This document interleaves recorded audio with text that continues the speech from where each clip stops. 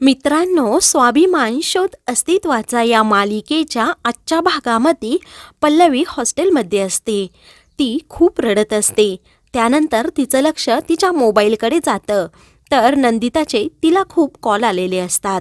पल्लवी स्वतःला सावरते आणि शांतनूच्या आठवणीमधून बाहेर येण्याचा प्रयत्न करत असते, परंतु तिला ते जमत नाही. त्यानंतर ती त्या रूमची खिडकी उघडते तर शांतनू तेथे ती बसलेला पाहते. तिला खूप वाईट वाटतं. ती अजूनच रडू लागते. शांतनूही तिच्याकडे पाहत असतो. ती स्वतःला सावरते आणि पुन्हा मागे वळते. तिला शांतनू बरोबर घालवलेले गोड क्षण आठवत असतात आणि शांतनूने माझ्यासाठी खूप काही केलं. सर मला दापोलीला घेऊन गेले. कॉलेजमध्येही त्यांनी कित्येकदा मला मदत केली. तिला प्रपोज केलेले सर्व क्षण आठवत असतात. तिला शांतनूबद्दल खूप वाईट वाटत असतं. तेव्हा ती बाप्पासमोर जाते आणि बाप्पाला बोलते, बाप्पा, माझं शांतनू सरांवर खूप मनापासून प्रेम आहे आणि आज त्यांनी स्वतः प्रेमाची कबुली पण दिली. तेव्हा मला आश्चर्याचा धक्का बसला. मला खूप स्पेशल आणि लकी असल्याचा भास होत आहे. तेवढ्यातच तिला सुपर्णाचं बोलणंही आठवतं की लग्नानंतर नोकरी करायची नाही, घरची सर्व जबाबदारी सांभाळायची. सर्व सुपर्णा निहारिकाला बोललेली असते. तेव्हा ती बोलते, सर्व घरची जबाबदारी स्वीकारून मी माझं करिअर पणाला कधीच लावू शकत नाही. माझ्या करिअरला त्यांच्या घरात काही वाव नाही, असं म्हणून ती पुन्हा बाप्पाला बोलते, मला माझं करिअर करायचं आहे. मला खूप शिकायचं आहे आणि स्वतःची शाळा पण सुरू करायची आहे. गरीब मुलांनाही शिकवायचं आहे आणि आपल्या जवळच्या माणसांनाही न्याय मिळवून द्यायचा आहे. तेव्हा तिला लगेच तिच्या आईची आठवण होते की आईने मला साथ दिली म्हणून मी इथपर्यंत पुण्याला पोहोचले आणि आता चांगलं शिक्षण घेत आहे. तिने आईला शब्द पण दिलेला असतो की मी एक चांगली नोकरी करून आणि चांगलं शिक्षण घेऊन तुला एक स्वतःचं हक्काचं घर नक्कीच मिळवून देईल. तेव्हा ती पुन्हा बाप्पाला बोलते की बाप्पा, मी काही चुकीचं तर केलं नाही. मला माझ्या आईला आयुष्यात सुखात पाहायचं आहे, कारण तिने खूप अन्याय सहन केला आहे आणि ह्या सर्व गोष्टी करण्यासाठी सरांच्या घरातल्या माणसांचे विचार मला अजिबात पटत नाही, कारण हे सर्व माझ्या मार्गातले अडथळे आहेत. ज्या गोष्टीसाठी मी स्वतःच्या घरातून सर्व बंधनं झुगारून आणि तोडून मी पुण्यात आले होते, त्या गोष्टीसाठीच मी जर प्रयत्न केला नाही तर पुन्हा त्याच बंधनाच्या सोनेरी पिंजऱ्यात जर मी अडकले तर काय करायचं. तिला काय करावं हे सुचत नाही. पल्लवी खूप उदास होते. ती खूप रडत असते, कारण शांतनूबद्दल काय निर्णय घ्यावा हे तिला समजत नाही. दुसरीकडे निहारिका घरी रागात येते आणि वस्तू अस्ताव्यस्त करत असते, इकडे तिकडे फेकत असते. ते पाहून निहारिकाचे आईवडील तिला शांत करत असतात.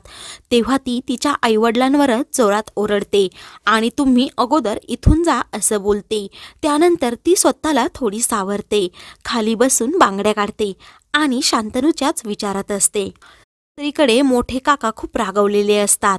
तेव्हा ते सुपर्णाला बोलतात, ह्या शांतनूने पूर्ण घराच्या अब्रूचे धिंडवडे काढले, कारण आपल्याला अगोदरपासूनच माहीत होतं की ह्या मुलाची लक्षणे काही ठीक नाही. अगोदरपासूनच शांतनूच्या मुसक्या आवळायला हव्या होत्या आणि त्या मुलीचा बंदोबस्त पण करायला पाहिजे होता, म्हणजे आता तिने अडथळा आणला नसता. तेव्हा सुपर्णा बोलते, मला तर ती मुलगी आपल्या घरात पण नको होती, परंतु निहारिकाने प्लॅन केला आणि तिला आपल्या घरात बोलवलं. तुम्हाला आठवतंय का ती निहारिका जाताने काय म्हणाली, मी तुम्हाला अजिबात सोडणार नाही. तेव्हा मोठे काका अजूनच चिडतात आणि बोलतात, आपल्याला माहीत आहे महाजन कसे आहेत, आपण त्यांना समजावलं होतं, परंतु सर्व उलटच झालं. इकडे शांतनू पल्लवीच्या हॉस्टेल बाहेर बसलेलाच असतो. तेवढ्यात पशा तेथे तात्या घेऊन येतो. पशा तात्यातून खाली उतरतो आणि शांतनूजवळ जातो. तेव्हा तो बोलतो, मला इथे डिलेवरी द्यायची आहे, परंतु हा पत्ता सापडतच नाही, असं म्हणून तो शांतनूकडे ती चिठ्ठी देतो. तर शांतनू त्याला सांगतो की मला हा पत्ता माहीत नाही. तेव्हा पशा बोलतो, याला तर याचाच पत्ता माहीत नाही, मग मी याला कशाला विचारू. तेव्हा पशा शांतनूला विचारतो, तुम्ही इथे का बसला आहात, एवढे झाकपाक कपडे घालून बसला आहात म्हणून विचारलं. शांतनू त्याला बोलतो की मला तुमच्याशी काही एक बोलायचं नाही, तुम्ही मला एवढे प्रश्न का विचारता, मला हेच कळत नाही. पशा बोलतो, तुमच्या मनात जर काही असेल तर तुम्ही मला बिनधास्त सांगू शकता. शांतनू, त्याचं नाव शांतनू सूर्यवंशी सांगतो. पशा बोलतो, तुमचं नाव तर खूप रुबाबदार आहे, मग तुम्ही तर माझ्यासारखेच आहात. तेव्हा पशाही त्याची ओळख करून देतो आणि आपण दोघे आता मित्र आहोत असं बोलतो. तेव्हा शांतनू पल्लवीच्या रूमकडे पाहत असतो. पशाला समजतं की नक्की शांतनूला काय झालं आहे. तेव्हा पशा शांतनूला बोलतो की तुम्ही बिनधास्तपणे माझ्यासमोर मन मोकळं करा. शांतनू खूप नाराज असतो. तो पशाला बोलतो की मन मोकळं करण्यासारखं माझ्याकडे आत्ता खरं काहीच उरलं नाही, त्यामुळे तुम्ही इथून जाताय का. पशा जात नाही. तो शांतनूला सारखाच विचारत असतो. तेव्हा शांतनू बोलतो, माझ्या मनातलं दुःख तुम्हाला कधीच कळू शकत नाही, कारण आपल्या जवळची व्यक्ती आपल्यापासून दूर गेली का वेदना होतात हे तुम्ही कधीही सांगू शकणार नाही. तर पशा बोलतो, आपल्या जवळच्या व्यक्तीबरोबर भांडण झालं तर काय वेदना होतात हे माझ्याशिवाय तुम्हाला कोणीच सांगू शकणार नाही. पशा शांतनूला बोलतो की आता मला समजलं आहे, तुझा हा प्रेमाचा मॅटर आहे. मी फक्त आय लव्ह यू बोलण्यासाठी खूप खटाटोप केला. तेव्हा शांतनू त्याला बोलतो की मनापासून प्रेम केलं तरी माझ्या हाती निराशाच आली. शांतनूला सांगतो की तू मनापासून प्रेम केलं ना, मग कुणाला घाबरायचं नाही, फक्त काळजापासून तिला हाक मारायची. तेव्हा शांतनू सांगतो की मी माझं प्रेम तिच्यासमोर व्यक्त केलं, परंतु तिचं उत्तर नाही असं आहे. तेव्हा पशा खुश होतो आणि बोलतो, तुझं तर अजूनच सोपं आहे, कारण तिच्या नकारात पण एक होकार असू शकतो.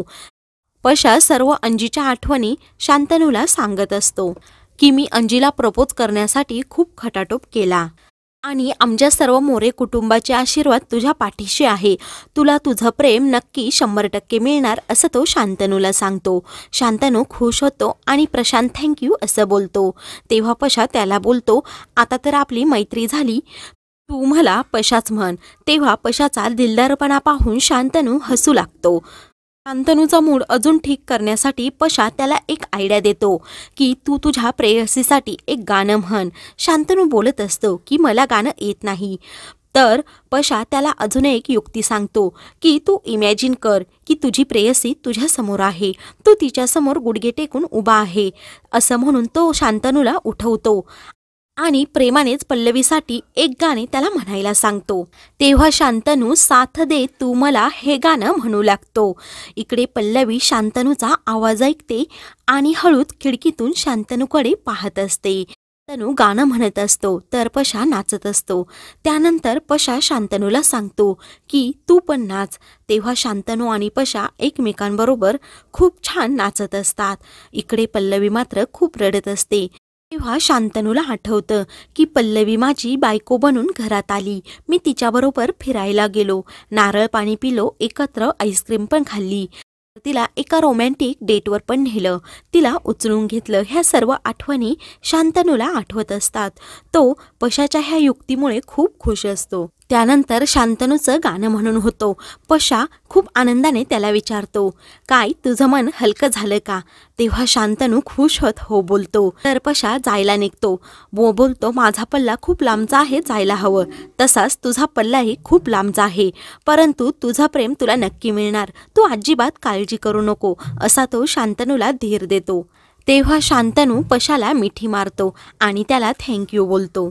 तर मित्रांनो, पुढील भागामध्ये शांतनू पल्लवीला मोठ्याने आवाज देतो आणि बोलतो, तू फक्त मला एकदा सांग की तू माझ्यावर प्रेम करत नाही. पल्लवी इकडे खूप घाबरते. दुसरीकडे निहारिका खूप वेड्यासारखी करते. तिने पल्लवीचा फोटो टेडीला बांधलेला असतो आणि तो पंख्याला लटकवलेला असतो. तेव्हा ती बोलते, मी पल्लवीला असं कधीही सोडणार नाही. अशाच मालिकेंचे पुढील भाग पाहण्यासाठी चॅनलला सबस्क्राईब करा.